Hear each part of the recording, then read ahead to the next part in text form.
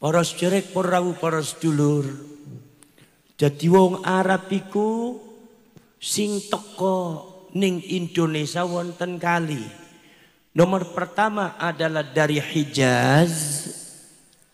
Dari Hijaz pindah ke Irak, Anda yang pindah ke Maghribi, ke Samarkand, ke Uzbekistan, ke Mesir, langsung wonten dumateng Indonesia. Niki nurunaken wali songo, nurunaken para ulama, para kiai, genetikane Arab, mung kawin kali tiang Jawa, akhirnya Sayyid Bari Syarif irunge pesek-pesek. Lah Syarif Sayyid irung pesek niki akhirnya wedi ngendika dheweke Syarif. Kenapa? Sebab wong Wonogiri gak ono sing ngandel. Mosok Syarif Sayyid pesek wong Kanjeng Nabi sing Arab ki blas gak ono Arab-Arabe lah dielek-elek. Maka kebanyakan para syarif dan para sayyid di Jawa membenamkan dirinya, ngumpet wis sing ngerti nasabe cukup awake dhewek tok. Para sederek, para rawuh, para sedulur, nomor kaping kali adalah orang Arab yang datang dari Yaman, Hadramaut, sing disebut Ba'alwi. Profesor Dr. Salahuddin Al-Bakri di dalam kitabnya Tarikhul Hadrami As-Siyasi mengatakan bahwa kaum Ba'alwi ini sebetulnya bukan asli Hadrami, bukan asli Yaman. Tapi mereka adalah berasal dari Syiah Imamiyah. Sing nurunaken Habib sampeyan niku milo ngajari doktrin ben seneng ning Habib, seolah-olah Habib luwih hebat ketimbang Kanjeng Nabi, ketimbang wali songo, luwih hebat ketimbang para nabi, para rasul. Bahkan kadang-kadang ono di doktrin Habib koyone luwih hebat sing pangeran. Buktine nopo lho? Ono lho sing ngomong kok Habib bisa nyetop malaikat Israil. Ndasmu. Kira-kira Habib sing model kaya kowe ning Wonogiri ono apa ora? Ono apa ora? Nek ngomong ning arep sampean, ono mbanyong ning kono bisa mbayang aku bisa nyetop malaikat Israil, kamplengen besisan kowe Habib. Belokakan sejarah doktrin ngajari wong Wonogiri gak bener itu. Akidahnya bisa sesat menjadi Syiah Imami. Makanya doktrinasi habaib yang ada di Indonesia itu, saudara-saudara harus ingat, itu sudah mengandung ghulat. Ghulat itu adalah kecintaan yang berlebihan terhadap Habib. Didoktrin masyarakat Indonesia supaya mencintai Habib yang sangat luar biasa. Nganti sikile dicium-ciumi, nganti bekas telapak tangannya dicium-ciumi, bekas telapak kakinya dicium-ciumi. Ini doktrinasi Syiah Imamiyah itu sudah disebarkan oleh hampir mayoritas habaib sing ono di Indonesia. Ojo kaget wong Wonogiri sebab mereka adalah keturunan Syiah Imamiyah, genetikanya dari Irak dan genetikanya adalah Yahudi. Niki ben sampean kudu ngerti. Maka dari itu para sedulur, para sejarawan menolak kalau seumpama yang namanya Ba'alwi atau sing nurunaken Habib iki disebut wong Arab, menolak. Kenapa? Karena mereka secara data perjalanan mbah-mbalan datuk-datuknya bukan orang Arab. Mereka berasal dari mana? Dari kaum Yahudi. Yahudinya Yahudi Hazari, darahnya darah Kaukasus. Bahkan lebih condong kepada Eropa. Eropanya Eropa, yaitu adalah Eropa Timur. Jadi mereka tidak ada darah Arab. Dan itu sudah dibuktikan, saudara-saudara sekalian, sudah dibuktikan dengan tes genetika beberapa daripada kaum-kaum Ba'alwi, 200 habaib sing wis dites DNA, mereka tidak mengandung darah Arab, tapi genetika mereka adalah Yahudi, termasuk Mbah Najwa Shihab, putrine Mbah Quraisy Shihab. Ya niku para sedulur, begitu dites DNA ternyata Genetika Arabnya cuma 3,4%, sangat sedikit. Mungkin dari ibunya ada yang kawin dengan orang Arab, maka habaib menurut para sejarah batal sebagai orang Arab. Jadi lek Kanjeng Nabi ngendiko cintai orang Arab, ini maksudnya bukan habaib, karena habaib bukan orang Arab.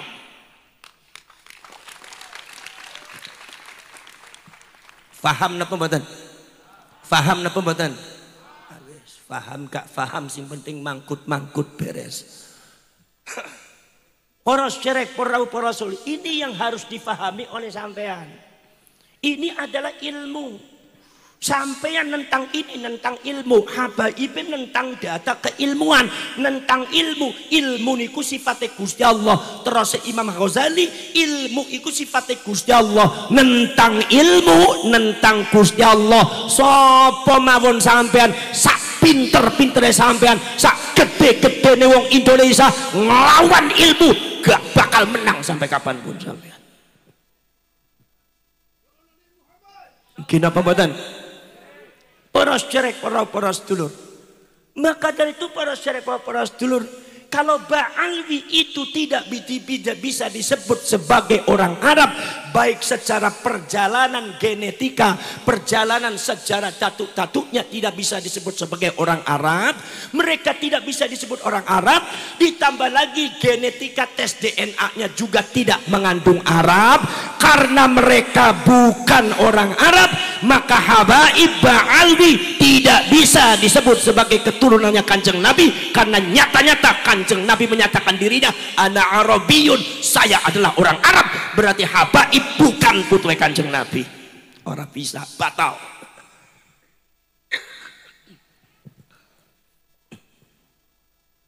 Ya aku waduk terus gitu. Telat mangan wengi ki aku iki. Biasanya kalau dipanggil di Cirebon biasanya sebelum ngaji suruh makan dulu, ini suruh ngelantik dulu, resiko ini.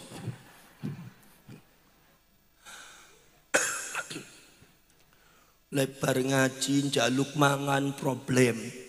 Sebab kata orang Jawa kalau bar ngaji mangan ku bajingan pak. Bar ngaji mangan bajingan. Kiai bar ngaji mangan yo kiai bajingan dasmu. Orang ngerti kaya nahan luweh kawit esuk ya. Poros cerek porawu poros dulu faham napa mboten? Faham napa mboten wong ngono kiri? Melek napa mboten? Jadi lek seumpama Ba'alwi menurut secara catatan genetika dan sejarah itu tidak bisa disebut Arab, maka habaib ora bisa disebut putuhe Kanjeng Nabi. Kenapa? Karena Kanjeng Nabi ini wong Arab. Logika kayak gue pak.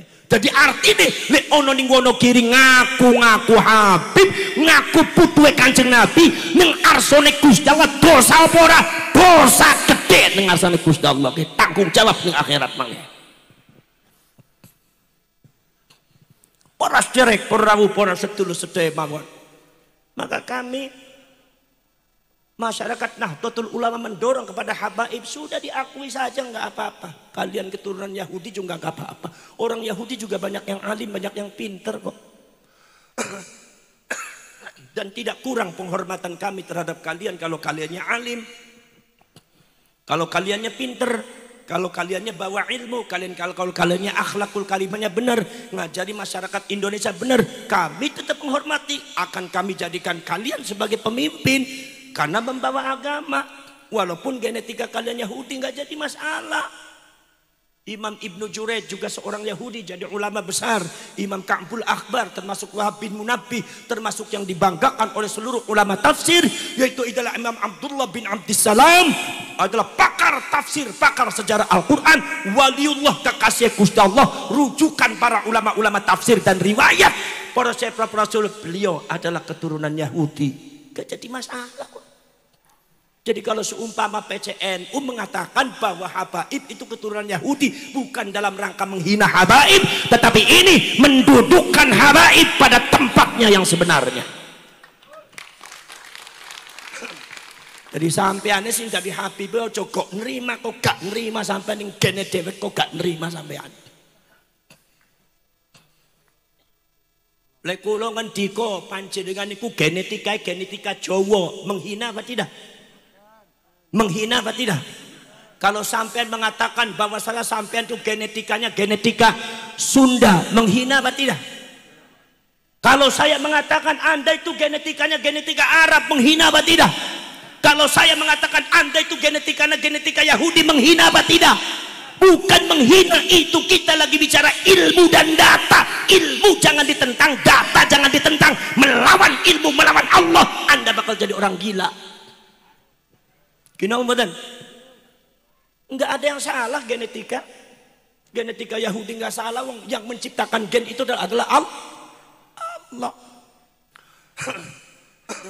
Maka dari itu saudara-saudara sekalian, antara para Habib yang dari Yaman yang genetikanya langsung ke sana ikut ke Yahudi, dengan para syarif dan sayyid dari Hijaz yang menurunkan wali songo, yang menurunkan ulama-ulama kiai sing ono ning tanah Jawa termasuk Wonogiri, khususnya adalah ulama-ulama Nahdlatul Ulama. Mereka adalah para syarif dan para sayyid. Iku maka ora bisa disebut Habib lan Habib ora bisa disebut Sayyid dan Syarif. Itu sesuatu hal yang berbeda. Milo sebutane wali songo sedoyo niku sebutane Sayyid, gak ono sing Habib, gak ono. Sunan Rahmatullah, Sunan Ampel Sayyid Rahmatullah bin Sayyid Ibrahim Asmorokondi As-Samarkondi Samarkan bin Sayyid Maulana Al-Maghribi bukan Maulana Al-Hadrami, bukan Maulana Al-Yamani, tapi Al-Maghribi. Itu menunjukkan bahwa Wali Songo itu bukan dari Yaman. Kalau Anda mengatakan Wali Songo berasal dari Yaman, berarti Anda menyalahi aturan kekancingan sejarah Nusantara.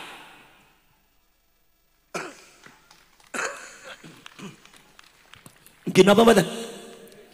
Paras cerek perawu para setulus teh mawon. Kemudian para cerek para dulur Sunan Derajat, kemudian Sunan Kalijaga termasuk Syarif Hidayatullah, gak ono sing nyebut Habib Hidayatullah, gak ono.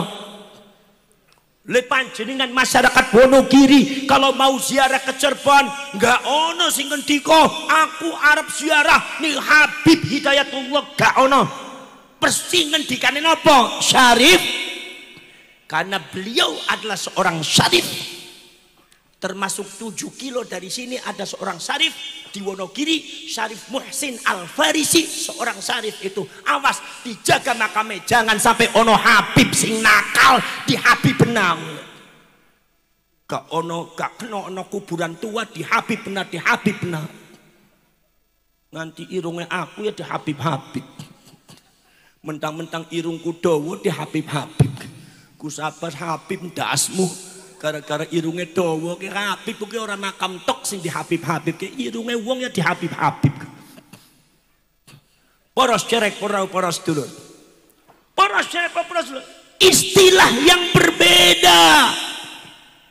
Istilah yang berbeda poros cerek poros dulur.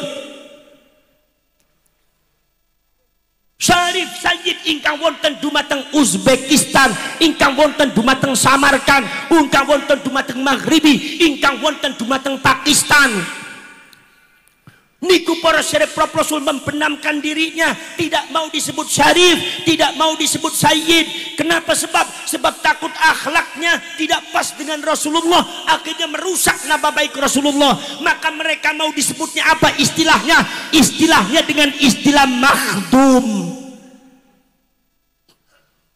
Sunan Bonang Maulana Makhdum Ibrahim, Sunan Kalijaga Maulana Makhdum Kalijogo, Sunan Ampel Maulana Makhdum Ampel, Sunan Gunung Jati Maulana Makhdum Gunung Jati. Di Pakistan itu banyak makhdum.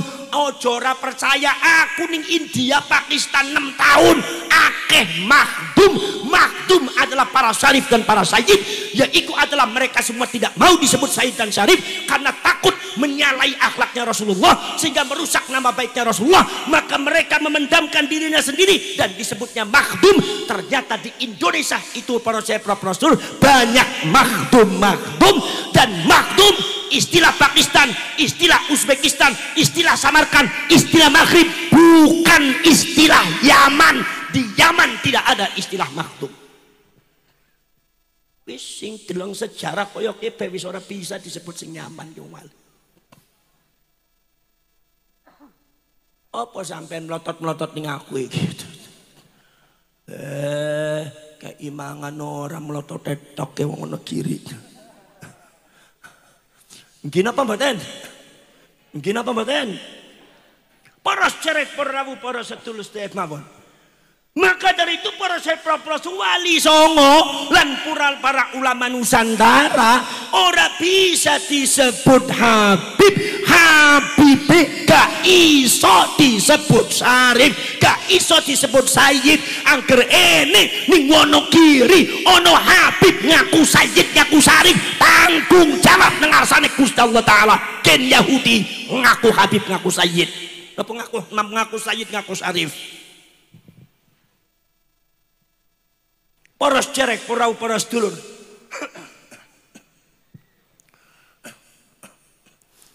Ada yang mengatakan penelitian ini bagaimana kalau seumpama meneliti jalurnya Habib, dasar penelitiannya ke Imaduddin itu diterapkan kepada Wali Songo pun akan tidak diterima. Nasabnya dasmu. Karena kalau seumpama di Habaib di Ba'alwi ukurannya adalah kitab sezaman. Tapi kalau di Wali Songo, kalau seumpamanya disyaratkan kitab sezaman, maka Wali Songo pun tidak ada yang nyambung, maka nasabnya akan tertolak. Niki pikiranmu sing gak bener. Niki kiasun batil. Kenapa? Menyamakan nasab Ba'alwi dengan nasab para Wali Songo. Salah. Menyamakan sejarah Ba'alwi disamakan dengan sejarah Wali Songo, gak bener. Niki kiasun batil niki Pak. Bila sampean maca kitab Al-Kafil Muntakhab fi Ilmin Nasab, bahwa sing jenenge nasab niku wonten nasab sing sahih, wonten nasab sing maskuk, wonten nasab sing muttarib, wonten nasab sing mukhtalafun fi. Kathah nasab niku boten sami. Senajan padha bae mie tapi pinggih benten-benten ana mie goreng, ana mie rebus, ana mie indomie, ana mie bakso. Lho sampean damel mie bakso dengan cara damel mie ayam. Ya salah, Pak. Mie ayam disamakan dengan mie bakso, mie baksonya disamakan dengan mie goreng. Ya salah kabeh, bubar kowe sampean. Wali Songo dengan Habaib gak bisa disamakan sejarahnya, gak bisa disamakan nasabnya, kesohihannya, kefiqotannya, walaupun di dalamnya sama-sama ada perbedaan, tetapi perbedaannya bukan dalam bingkai kebohongan, bukan dalam bingkai pemalsuan, bukan dalam bingkai rekayasa nyambung bareng Kanjeng Nabi, tapi dalam bingkai durung ketemu. Jadi jangan disamakan antara ceritanya Wali Songo dengan Habaib. Kenapa para syekh Rasul? Karena Habaib dari dulu, dari mulai Hadromat itu terindikasi di dalam kitab-kitab sejarah dan kitab-kitab nasab. Termasuk para syekh Rasul yang sudah diceritakan, yang sudah difatwakan oleh Naqobatul Ashraf, lembaga pencatatan nasab para syarif, para sayyid keturunan Kanjeng Nabi, yaitu diantaranya adalah Syarif Maulana Syamsuddin Al-Houthi, yaitu saking Yaman dewek, saking Yamane piyambak membatalkan nasabnya Ba'alwi termasuk dari Mesir dan Jordan. Kenapa sebabnya? Sebab di dalam sejarah dan di dalam catatan nasab-nasab daripada Ba'alwi itu terindikasi banyak pencangkutan mencakokan banyak cerita yang tidak benar, banyak satu cerita dan riwayat yang dibuat-buat. Ceritanya bisa sing gak benar. Maka dari itu diperlukan kitab sezaman. Ucin tega benar. Mulai dari Said Ahmad Al-Abah diklaim oleh Ba'ali sebagai Said Ahmad Al-Muhajir yang nyata-nyata di dalam sejarah tidak pernah pindah ke Yaman, tapi diklaim oleh Ba'ali Said Ahmad pindah ke Yaman. Akhirnya Said Ahmad Al-Abah kemudian diganti man. Tiba-tiba kemudian ada orang mengatakan Said Ahmad punya anak di Yaman namanya Ubaidillah. Diteliti, Said Ahmad hidup pada abad ketiga Hijriah. Catatan dari ketiga, abad ketiga, keempat, kelima, keenam, ketujuh, kedelapan, hampir 600 tahun. Tidak ada satu sejarah pun, tidak ada satu ilmu nasab atau satu catatan nasab pun, para pakar nasab yang menyebutkan Sayyid Ahmad punya anak Ubaidillah, itu tidak ada.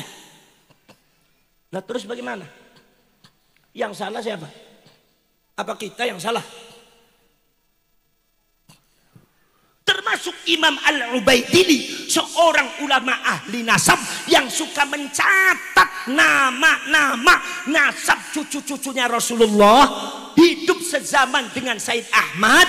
Ketika itu saudara-saudara kalian dekat dengan keluarganya, sudah akrab dengan keluarganya, jadi beliau sangat tahu bagaimana keluarganya dan ada berapa anaknya. Di dalam kitabnya mengatakan Said Ahmad punya anak 3. Makanya Imam Ubaidili menegaskan dengan lafaz adat, dengan lafaz bilangan, ada 3.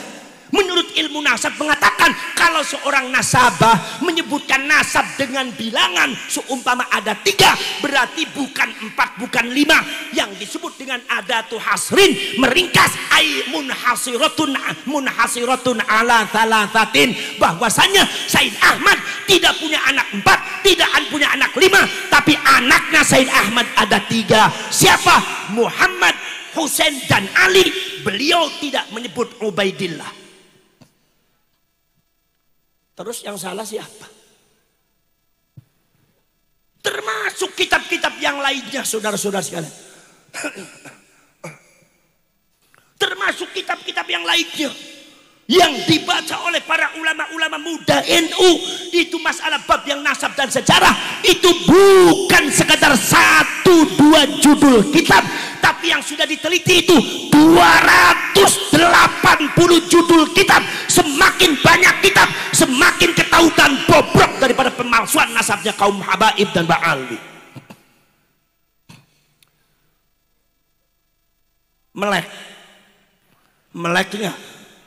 Melek enggak? Kupingnya bolong apa enggak? Nah ini masalahnya saudara-saudara sekalian. Sesuai dengan apa yang diceritakan oleh riwayat orang-orang Yaman dari Banul Ahdal dan Banul Qudaimi, yang kedua suku itu juga sama-sama tadinya ingin memalsukan nasab atas nama Rasulullah, tapi nggak jadi. Kenapa sih di Hadramaut Yaman dan orang Irak tuh banyak kepengen mengaku cucunya Rasulullah? Sebab pada waktu itu di Irak dengan di Hadramaut itu terjadi kemiskinan yang sangat luar biasa. Ketika mengaku cucunya Rasulullah, banyak rezekinya, banyak orang yang menjamin. Jadi tujuannya dunia, tujuannya gak bener mengatasnamakan Rasulullah. Termasuk Habaib, termasuk Ba'ali. Banul Ahdal, Banul Qudaimi ini adalah kedua suku yang terakhir kali menemani Said Ahmad. Bersama Said Ahmad pindah dari Irak menuju ke Irak Selatan. Banul Ahdal, Banul Qudaimi termasuk sukunya Said Ahmad. Golongannya Said Ahmad disebutnya Alawiyun. Alawiyun itu nisbat kepada Sayyidina Ali, bukan Alwi bin Ubaidillah mbahnya Habib, bukan. Kenapa disebut Alawiyun? Karena orang-orang yang mencintai Said Ahmad disebutnya Alawiyun. Bangsanya itu adalah bangsa Irak. Madhabnya Syiah Imamiyah. Genetikanya banyak Yahudi. Begitu berjalan dengan Banul Ahdal, Banul Qudaimi, kesaksian Banul Ahdal, Banul Qudaimi itu sama dengan para sejarawan yang bercerita tentang masalah Said Ahmad. Apa? Bahwasanya Said Ahmad itu gerah. Said Ahmad sakit di Irak Selatan. Begitu sakit di Irak Selatan, beliau meninggal di Irak Selatan dan dikuburkan di Irak Selatan. Yang memandikan, yang mengkafani, yang nyolati, yang kuburi diantaranya Banul Ahdal dan Banul Qudaimi. Dikuburnya di daerah Nejef, Irak Selatan. Nejef.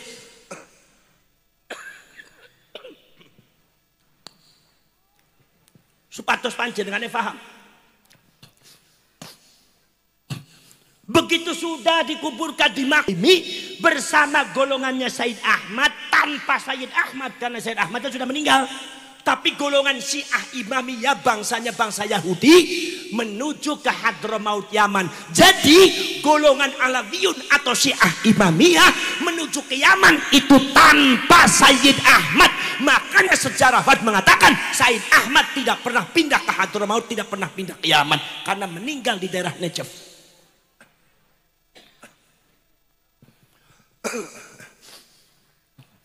Begitu sudah sampai ke Yaman, orang Alawiyun Syiah Imamiyah yang ikut sama Said Ahmad masuk di Hadramaut, Yaman yang termasuk Yaman Selatan.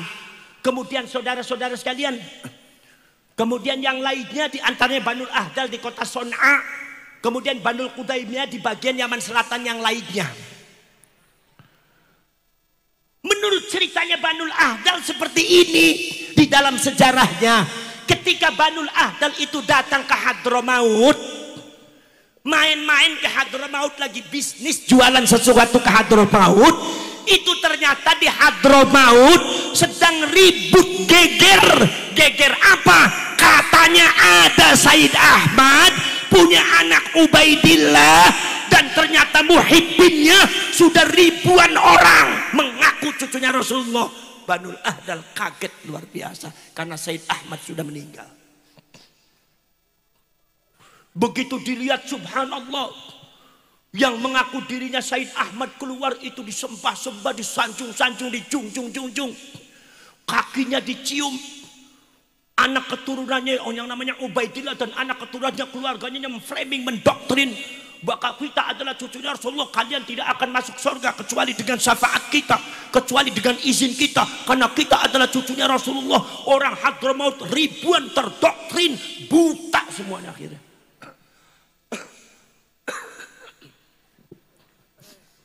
Banul Ahdal kaget karena Banul Ahdal tahu Said Ahmad sudah meninggal. Yang mengkuburkan mereka, yang mengkafani mereka, yang mensolati mereka, kok bisa Said Ahmad ada lagi? Akhirnya kemudian Banul Ahdal memanggil kawannya Banul Qudaimi, datang mengatakan kepada Banul Qudaimi itu ada Said Ahmad. Mana? Itu katanya Hadramaut ada Said Ahmad. Itu punya murid banyak sekali. Kata Banul Qudaimi mengatakan nggak mungkin Said Ahmad sudah meninggal. Ya tapi kamu kesini aja. Begitu datang betul-betul muhibbinnya sudah ribuan orang. Itu ternyata ada itu Sayyid Ahmad punya anak Ubaidillah mengaku cucunya Rasulullah. Akhirnya Banul Ahdal, Banul Qudaimi mengingatkan masyarakat semua, ya ma'asyiran nas, inna Sayyid Ahmad qad mata bi Najaf. Sesungguhnya Sayyid Ahmad itu sudah meninggal di Najaf, sudah wafat di Najaf, sudah dikuburkan di Najaf, bahwa makomnya ada di Najaf. Saya yang mengkuburkan, kami yang mengkafani, kami yang mensolati. Siapapun yang mengaku diri Said Ahmad berarti kadzab, pembohong. Subhanallah, ternyata doktrinasi daripada Said Ahmad yang palsu itu luar biasa sehingga akhirnya muhibbinnya marah, lapor kepada Ubaidillah dan Said Ahmad yang palsu itu. Akhirnya dengan kekuatan mereka, karena di Hadramaut sangat luar biasa kekuatannya, akhirnya Banul Ahdal diusir, Banul Qudaimi diusir. Kata Banul Ahdal mengatakan sehingga fitnah ini sampai detik ini masih ada.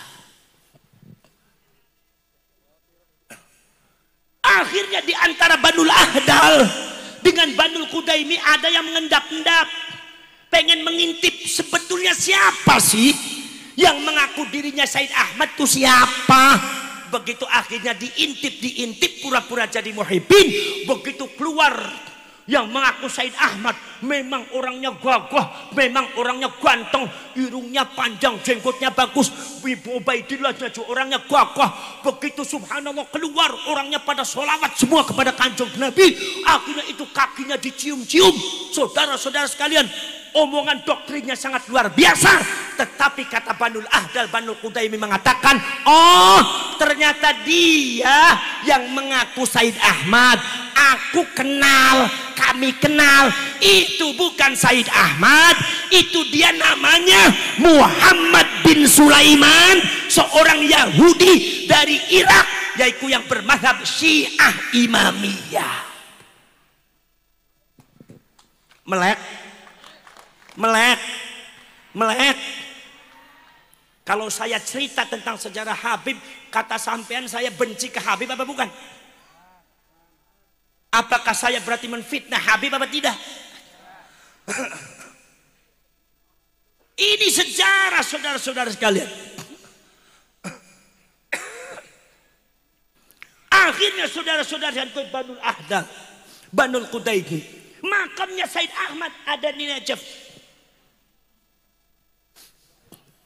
Di dalam perkembangan selanjutnya saudara-saudara sekalian, itu makamnya Said Ahmad yang ada di Najaf itu juga dipalsukan oleh kaum Ba'alwi. Di mana? Dibuat sendiri di Yaman, tepatnya di daerah Husaisah, dibuat makam. Kata Ba'alwi mengatakan, kata habaib yang ada di Hadramaut mengatakan, ini makamnya Said Ahmad Al-Muhajir yang asli, padahal yang aslinya ratusan tahun sudah ada di Najaf, tapi dibuat palsu oleh para Ba'alwi, oleh kaum habaib yang ada di Hadramaut. Jadi pemalsuan makam, pembuatan makam palsu sudah dilakukan oleh kaum Ba'alwi sejak dulu sampai detik ini juga masih dilakukan. Karakternya hampir sama. Jadi judul sanes tentang Indonesia tok zaman Rumi sono. Akhirnya proses makam Said Ahmad ono kali setunggal teng Najaf nomor kaping kali teng Husaisah ratusan tahun, abad keempat, abad kelima, abad keenam, abad ke-7, ke-8, ke-9, ke-10, ke-11, 800 tahun ulama sudah mufakat makamnya Said Ahmad ada di Najaf, Irak Selatan. Catatan sejarah menyatakan demikian. 800 tahun orang kalau berziarah ke makamnya Said Ahmad ada di Najaf di Irak Selatan. Tetapi begitu Habib mengklaim katanya makamnya Said Ahmad di Husaisah, dibuat palsu. Seluruh orang Hadramaut kalau ziarah ke Said Ahmad ke Husaisah. Sekarang saya tanya, itu membuat fitnah apa tidak? Membuat fitnah apa tidak? Makanya jangan aneh kalau seumpama ada oknum Habib yang sekarang memalsukan makamnya ke RT semua di Ningrat ada di Semarang, padahal aslinya ada di Jejeran, Bantul, Yogyakarta. Dibuat palsu. Makam yang asli yang ada di Semarang itu makamnya siapa? Makamnya Singo Barong. Katanya dibuat KRT semua di Ningrat. Ditambah lagi namanya ada Habibnya, Habib Hasan bin Toha bin Yahya. Diselewengkan namanya, dipalsukan makamnya, dibelokkan sejarahnya. Memang keturunan datuk-datuknya memang seperti itu. Gak usah aneh sampean. Jadi kalau sampean kletor entek sampean ke Wonogiri. Melek napa mboten? Melek napa mboten? Sok muhibbin arep protes apa ning kula. Jadi para syarek para sedulur sedaya bangun subhanallah. Maka dari itu para syarek para sedulur sedaya bangun, apalagi makam yang ada di Husaisah itu berdasarkan bukan berdasarkan jasad fisik, tapi berdasarkan syafaat atau seolah-olah seperti kasyaf karomah. Katanya Habib Abdurrahman kepengen tahu makom leluhurnya yang namanya Sayyid Ahmad Al-Muhajir. Begitu jalan-jalan ke Husaisah, dia melihat cahaya turun dari langit, jatuh di tanah Husaisah. Maka saya yakin di situ adalah makom Sayyid Ahmad Al-Muhajir. Maka kemudian dibuat makom. Akhirnya makomnya Sayyid Ahmad ada 2. Jadi klaim makam yang ada di Husaisah bukan berdasarkan data sejarah, bukan berdasarkan data fisik, tetapi berdasarkan satohat, semacam kasab habaib yang belum tentu benar. Bahkan kata Naqobatul Ashraf, lembaga nasab yang ada di Jordan, para salif, para said mengatakan cerita itu dongeng dan palsu, tidak bisa dipercaya. Tetapi kaum Ba'alwi ini ingin memalingkan masyarakat Islam dari Mekah ke Hadramaut, dari Irak ke Hadramaut. Jadi seolah-olah yang diagung-agungkan Hadramaut bukan lagi Irak, Syekh Abdul Qadir Al-Jiladi. Persis pada waktu zamannya Abroha, Raja Abroha ketika itu, saudara-saudara kalian, dari Yaman membuat di Son'a, yaitu membuat bangunan emas untuk memalingkan masyarakat supaya jangan menghadap Ka'bah tapi menghadap yaitu apa yang ada di Yaman, tapi semuanya gagal. Saudara-saudara sekalian, ada lagi cerita daripada orang Mesir. Bagaimana ceritanya orang Mesir? Mesir itu pernah dikuasai oleh orang yang mengaku dirinya cucunya Rasulullah. Siapa namanya? Kebetulan namanya sama dengan mbahnya Habib. Siapa? Ubaidillah bin Ahmad Al-Habib. Ada Habibnya. Bahkan sebagian disebutnya Ubaidillah bin Ahmad Al-Mahdi.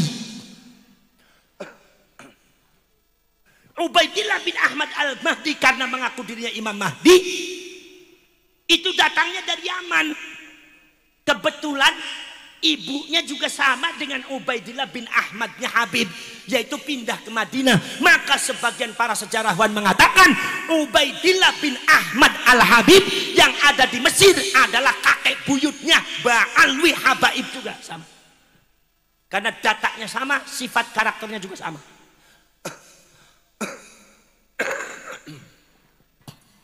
Saudara-saudara sekalian, kemudian saudara-saudara sekalian,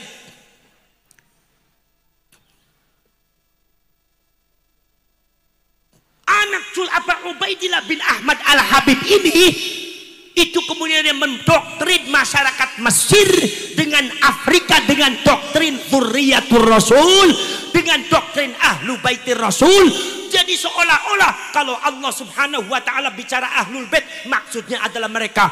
Kalau seumpama Rasulullah bicara Dzurriyyatur Rasul, keturunan Kanjeng Nabi, berarti maksudnya adalah mereka. Ini persis seperti habaib. Seolah-olah Ahlul Bait adalah mereka, seolah-olah dzurriyyah adalah mereka. Sehingga menentang mereka itu sama dengan menentang Rasulullah. Ini doktrinnya mereka seperti itu. Akhirnya masyarakat Mesir tertundukkan semua. Masyarakat Afrika lemah semua kekuatannya. Akhirnya ternyata mereka memiliki program terselubung, niat busuk. Untuk apa? Untuk menguasai Mesir dan Afrika. Mulai satu-satu pos ekonominya diambil, pos politiknya diambil, sosial keberagamaannya diambil, pos militernya diambil, pos kepolisiannya diambil, semuanya diambil. Begitu mereka sudah menguasai baik secara kultur dan secara struktur di Mesir dan Afrika, kemudian mereka mendirikan empire kekuasaan yang disebut Banu Fatimiyah. Itu orang Yahudi, Pak. Makanya di sini kita harus hati-hati masalah ini supaya kaliannya paham.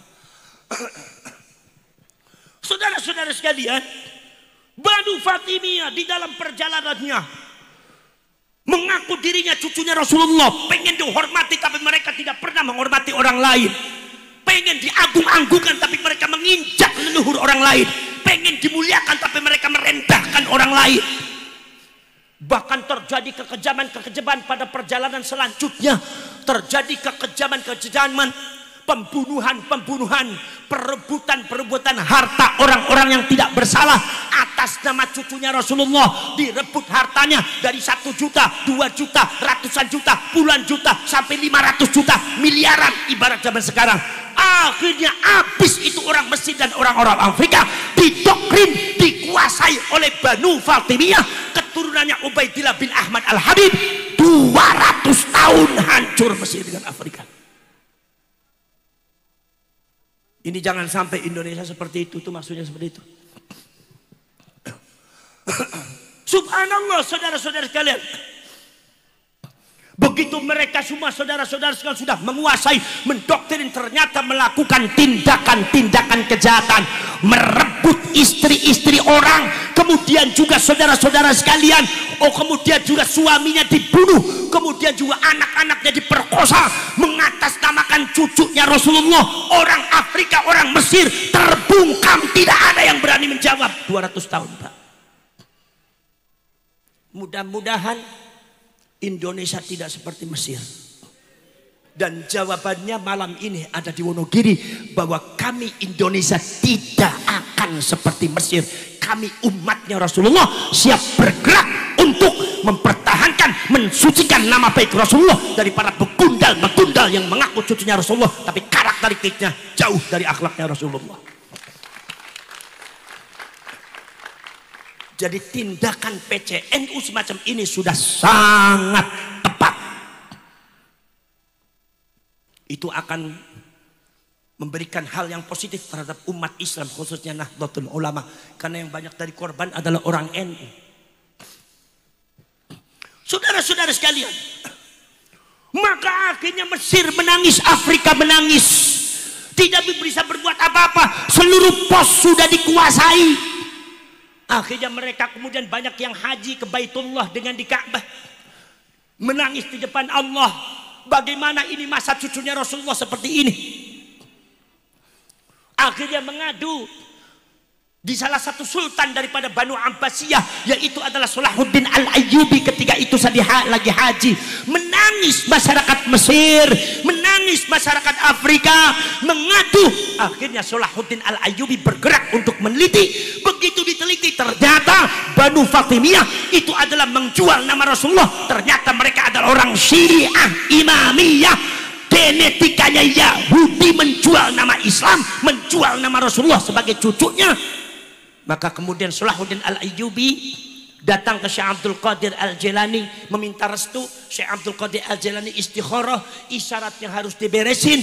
Maka kemudian berdasarkan perintah Sultanul Aulia Al-Khawfus Somadani wa Nur Sati'ul Burhani, Syekh Abdul Qadir Al-Jilani, Salahuddin Al-Ayyubi bergerak. Satu, membereskan kaum salibis yang ada di Palestina dan Konstantinopel. Nomor 2 adalah membereskan anak cucunya Ubaidillah bin Ahmad Al-Habib, Banu Fatimiyah, seorang Yahudi yang mengaku cucunya Rasulullah, mempecundangi umat Islam yang ada di Mesir dan ada Afrika. Diserang habis-habisan, beres. Mesir merdeka, Afrika merdeka. Kembalikan kepada rakyat. Makanya Laskar Sabilillah bekerja sama dengan NU dan Banser ini sebagai pasukannya Salahuddin Al-Ayyubi. Saudara-saudara sekalian, makanya saudara-saudara sekalian, ini banyak cerita-cerita semacam itu. Bukan itu aja, banyak sekali cerita-ceritanya. Apalagi semakin banyak dikaji referensinya, kitabnya, semakin banyak luar biasa hal-hal yang tidak baiknya. Karena mereka itu Syiah Imamiyah, ideologinya adalah ideologi Yahudi. Walaupun mereka ada yang Islam, tapi tetap sifat Yahudi, karakter dan ideologinya tidak pernah hilang. Banyak yang condong di komunis, banyak yang condong di komunis. Ira apa Yaman ketika itu bersatu, Republik Yaman bersatu. Dipecah belah oleh siapa? Dipecah belah oleh kaum Ba'alwi yang mengaku dirinya cucunya Rasulullah. Tapi nyata-nyata setelah dipecah, kemudian kaum Ba'alwi berada di Yaman Selatan. Nyata-nyata ternyata akhirnya mereka membentuk Republik Komunis Yaman Selatan. Bukan Islam tapi komunis Yaman Selatan. Wakil presidennya namanya Abdurrahman Al-Jufri. Habib Abdurrahman Al-Jufri ini adalah bapaknya Habib Ali Al-Jufri, yang kata Habib mengatakan kalau ingin melihat wajahnya Rasulullah, lihat saja wajahnya Habib Ali Al-Jufri. Ini bapaknya Habib Ali Al-Jufri itu terusir dari Yaman. Kenapa? Sebab beliau terakhir menjabat wakil presiden Republik Komunis Yaman Selatan yang diusir oleh orang-orang Yaman. Di antaranya siapa lagi? Partai Sosialis Yaman yang bergerakkan Leninisme dengan Marxisme. Karl Marx dengan Lenin itu genetikanya sama dengan Habibnya sampean. Apa? Genetika Yahudi Askenazi. Lenin genetika Yahudi Askenazi. Karl Marx genetika Yahudi Askenazi, termasuk Profesor Dr. Snoek Hogronil Belanda yang menjajah sampean pura-pura jadi Islam, yang disebut dengan menyamarkan dirinya menjadi yaitu Haji Abdul Ghafur, itu juga genetikanya Yahudi Askenazi. Termasuk Van der Berg yang membelokkan nasabnya Wali Songo juga Yahudi Askenazi. Termasuk Habib sampean Yahudi Askenazi. Mereka sama-sama satu keluarga bergerak di dunia untuk menguasai dunia. Saudara-saudara kalian, melek napa mboten? Melek napa mboten? Masya Allah, saudara-saudara sekalian. Kemudian saudara-saudara sekalian, di antara lagi adalah ketua Partai Komunis Yaman, Sosialis Yaman, siapa? Namanya Al-Habib Abdurrahman As-Segaf. Perdana Menteri Republik Komunis Yaman Selatan siapa? Al-Habib Haidar Abu Bakar Al-Atos. Mau apa ente? Mau marah sama siapa? Sok, muhibbin ada yang mau marah. Sok, fakta sejarah itu seperti itu. Bagaimana itu datanya? Klarifikasi. Makanya ada catatan sejarah mengatakan bahwasannya yang memperkenalkan komunis di Indonesia itu bukan orang Indonesia. Di Indonesia itu dulu tidak kenal komunis. Indonesia itu tidak kenal komunis. Komunis itu bukan mazhab asli Indonesia, bukan.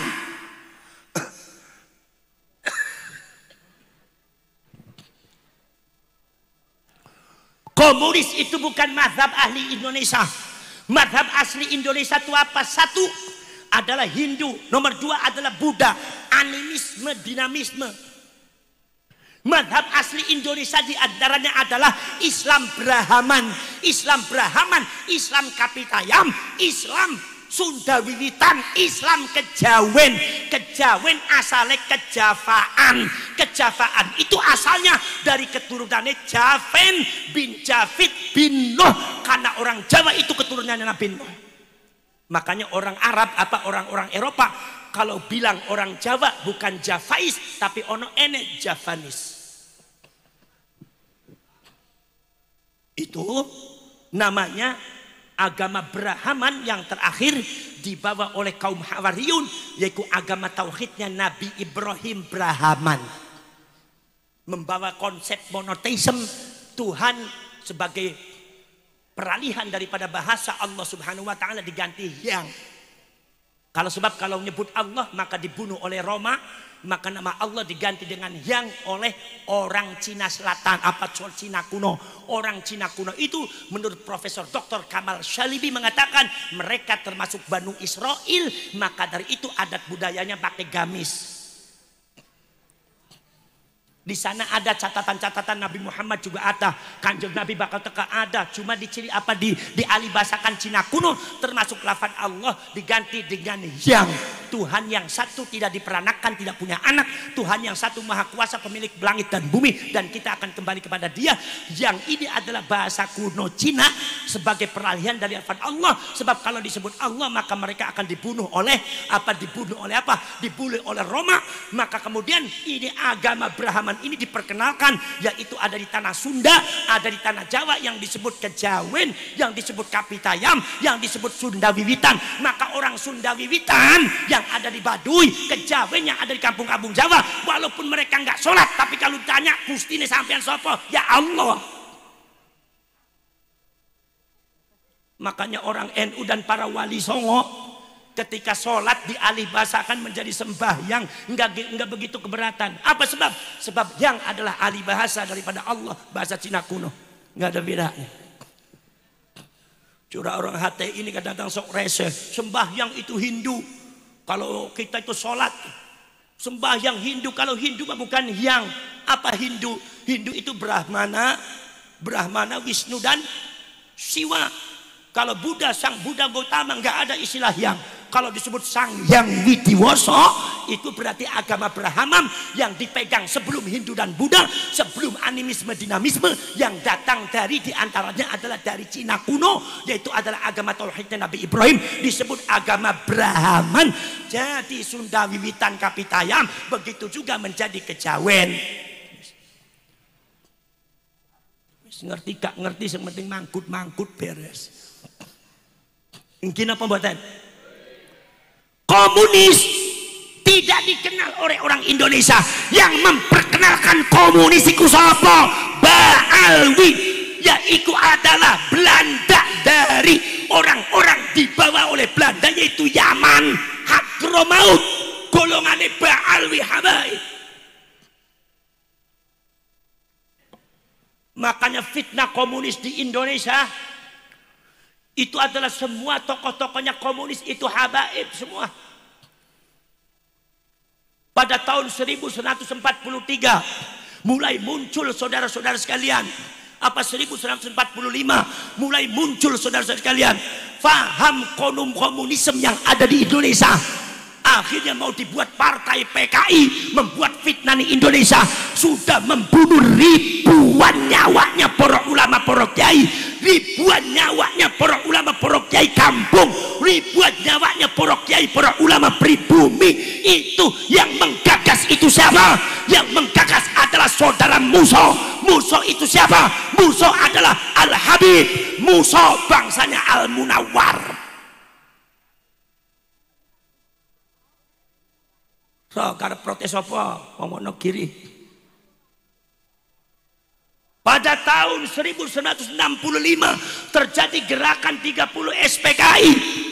Banser akeh sing diracun, kiyaine dicincang, orang mung kiai, jenderal pentolan Indonesia dicincang habis oleh mereka yang mengatasnamakan komunis dan pergerakan G30 SPKI.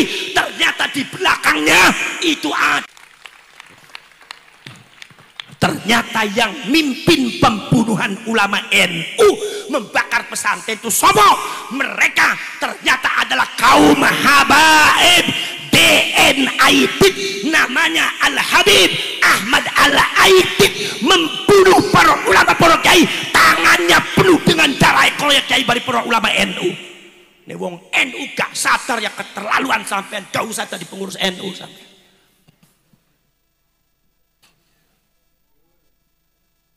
Ki mlongone sampean mlongo ngerti apa mlongo keter sampean. Melek napa mboten? Melek napa mboten? Kupingnya bolong napa mboten? Nggih ta? Para cerek para sedulur sedherek mawon.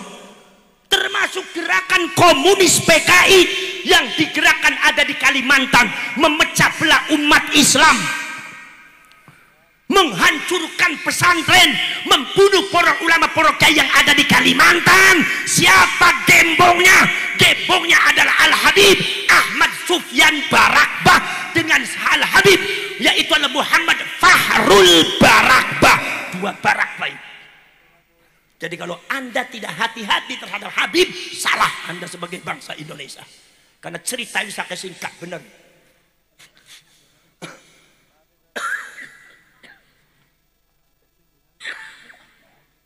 Mungkin apa betul?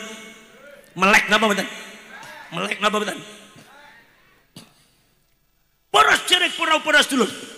Sampai detik ini yang membela Habib itu adalah NU. Betul betul. Sing ngormati Habib itu NU. Wong Muhammadiyah wis gak karep menghormati Habib. Sampean kan masih kegoda dumateng jenggot niku. Oh, al jenggot minal iman ya repot.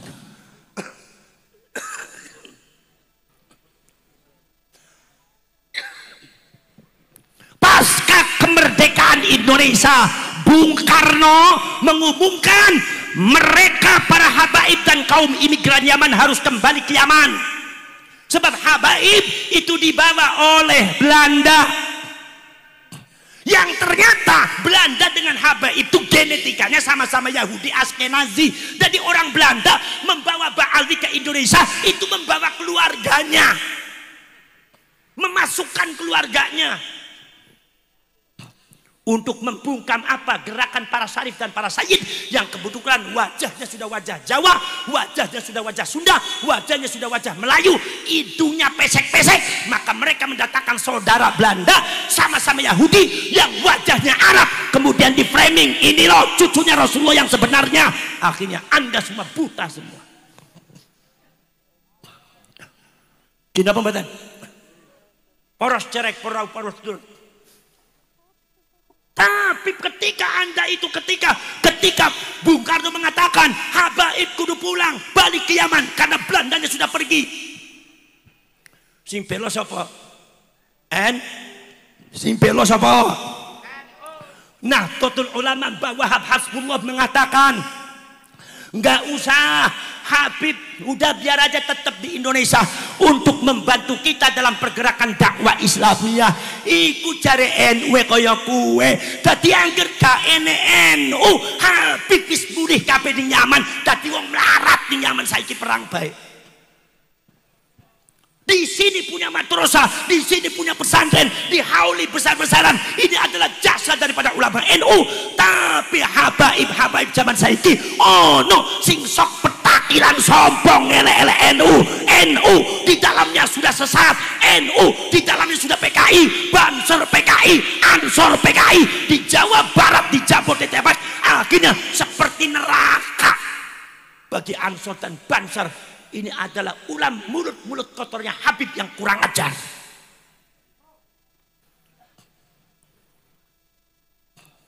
Tahun 70 status WNI daripada Habib dipermasalahkan karena orang pengen jadi WNI itu ada syaratnya. Itu bagi yang lain syaratnya sangat sulit, tapi bagi Habib sangat mudah sekali. Asal punya KTP udah aja dianggap negara jadi WNI, padahal mereka bahasa Indonesia aja kadang-kadang masih belum bisa. Pada waktu itu dipermasalahkan, habaib harus menuruti aturan yang ada, tidak bisa langsung jadi WNI, jadi harus sama dengan warga negara yang lain. Syaratnya ini, minimal diam di Indonesia 20 tahun. Yang bela sopo? Gus Dur, Ki Haji Abdurrahman Wahid Wonogiri tampil mengatakan gak usah Habib, gak usah dipersulit, biarkan dipermudah saja supaya Habibnya bisa di sini bantu kita ngajari Islam. Gus Dur yang membela, tanpa Gus Dur Habib akan sulit menjadi WNI. Tapi apa terima kasihnya habaib? Apakah mereka mengatakan terima kasih kepada Gus Dur? Enggak. Apa mereka menulis di catatan sejarahnya bahwasanya Kiai Haji Abdurrahman Wahid seorang ulama yang sangat berjasa pada habaib? Apakah ditulis di dalam sejarahnya? Saya nggak pernah lihat. Tetapi justru ada oknum Habib yang kurang ajar mengatakan Gus Dur buta mata buta hati. Kurang ajar ente ya. Melek apa melek? Melek apa melek? Dan ini Wonogiri ono Habib petakilan kamplengan besisan. Mulai sampean jadi habaib yang baik-baik di Indonesia, kami akan menghargai Anda. Tapi kalau ente buat gerakan gak baik, akan kami lawan sampai dimanapun. Faham? Aku ngomong nih sing ora apik, angger si apik tenang nyantai, gak usah mikiri. Nih ternyata yang apik-apik tersinggung berarti podo bae ora apik ya sampean. Poros dulu. Yang membela habaib itu apa? Tahun 80, tahun 90-an ketika front pembela Islam didirikan oleh oknum-oknum Habib, sudah berani melawan NU. Sampai Banser Ansor ketika itu gara-gara membakar bendera HTI yang tulisannya la ilaha illallah, di framing kemana-mana. Banser anti kalimatut tauhid, Banser anti Islam. Ini bukan sekedar orang Wahabi, tapi mulutnya oknum Habib yang kotor yang harus dikamplang. Betul lagi. Yo no Habib sih ngomong kayak pendengar pandai kok kapok nih aku kaget. Apa NU anti kalimatut tauhid dasmu? Biar badan saya berdarah daripada membiarkan mulut ente seperti itu. NU ku anti kalimatut tauhid sing tahlil wong NU. Faham? Makanya ente dari Habib yang benar kalau ngomong. Yang benar kalau ente benar enak hidup di Indonesia. Orang Indonesia suka senyum. Suka senyum. Ya, wong aja barak ning kono senyum. Wong aku ora dipaimangan bayam mesem senyum bae wong jeneng wong. Wong Indonesia mesem-mesem terus banget. Padahal wetengnya kemeruyuk nih. Niki Gus Muafik wis toko apa durung ke. Ampun ya. Ya gantian Gus Muafikmu. Aku wis entek suarane. Dina apa mboten? Paham? Nek ono Habib sing ngomong Banser anti kalimatut tauhid, Ansor anti kalimatut tauhid, NU anti kalimatut tauhid, kurang ajar apa ora? Jawab. Kurang ajar apa ora? Jawab. Kurang ajar apa ora? Jawab. Kurang ajar ente. Gini mboten? Masya Allah, melang ngomong kudu sing hati-hati ente. Jangan sembarangan. Ente merasanya di Hadramaut, saya juga sama dari Arab. Ayo gelek-gelek. Apa sih gak ada urusan gue. Gini mboten? Kenapa badan? Pada waktu FPI sudah diklaim oleh pemerintah bahwa saja FPI itu sudah mengandung terorisme, yang membela siapa? Wong N, Kiai NU Yai Ma'ruf Amin. Habib itu bukan terorisme dengan Habib beda. Sehingga seluruh ulama NU ketika itu banyak yang salah paham termasuk terhadap Kiai Ma'ruf Amin karena terlalu condong dianggapnya sama Habib. Yang membela itu adalah Kiai Ma'ruf Amin, sehingga pemerintahnya ngerem. Kalau tidak ada Kiai Ma'ruf Amin, Habib entek di penjara. Sebab apa? Sudah termasuk teroris. Tapi sing bela Kiai Ma'ruf, bagian Kiai Ma'ruf bertentangan dengan ulama-ulama yang lain. Tapi apa terima kasihnya Habib? Apakah Habaibnya ngucap terima kasih sama NU? Habaibnya ngucap terima kasih sama Kiai Ma'ruf Amin? Atau di dalam sejarah Robito Alawiyah mengatakan Kiai Ma'ruf Amin adalah orang yang berjasa terhadap Habaib, ditulis apa tidak? Justru sebaliknya, lihat sendiri ente di YouTube, saksi hidupnya masih ada. Oknum Habib ngajari masyarakat Indonesia tidak benar, di depan jamaahnya ngomong menyebut Kiai Ma'ruf Amin hanya dengan namanya saja, Ma'ruf Amin. Sudah itu disandarkan dengan binatang yang najis. Nyuwun sewu, kula sebenarnya boten petah, tapi ini harus diucapkan supaya Wonogiri melek sedoyo. Nopo disebutnya babi di depan jamaah, Ma'ruf Amin. Babi apa babi? Jamaah jawab babi. Babi apa babi? Babi. Ma'ruf Amin babi apa babi? Babi. Ma'ruf Amin, Kiai Ma'ruf Amin orang yang sangat membela Habaib, tapi oleh Habaib dasar keturunan Yahudi gak bisa terima kasih, justru ngelek-elek Kiai Ma'ruf Amin. Model kayak gini oleh dikamplang gak sadar-sadar. Faham? Faham? Faham? Masya Allah, ini Habib pengennya apa? Sudah makam banyak dipalsukan, 3.000 makam lebih yang ditemukan palsu. Masya Allah. Na'udzubillah min dzalik. Makanya saudara-saudara sekalian, betul apa kata pengurus Nahdlatul Ulama, bahwasanya kita harus kembali khitoh kepada para leluhur, para syarif, para sayyid, wali-wali sing onan Indonesia. Buka mata, buka hati, buka kuping, jangan sampai kecolongan situs-situs bersejarah ini dijaga khususnya oleh pemerintah, dibantu dengan para Bansar dan Ansor pengurus NU, dibantu dengan Laskar Sabisilah dan pengurus Wali Songo. Jaga mereka, lindungi mereka, sejarahnya, jasa-jasanya jangan sampai diinjak oleh orang-orang Yahudi yang mengatasnamakan cucunya Rasulullah. Maka kita akan menjadi Mesir dan seperti Mesir dan seperti Afrika. Hadza wa ufawwidu amri ilallah wallahu basirun bil ibad. Mudah-mudahan wonten manfaate saking kula cekap semanten mawon. Wallahul muwaffiq ila aqwamit thoriq. Wassalamu alaikum warahmatullahi wabarakatuh.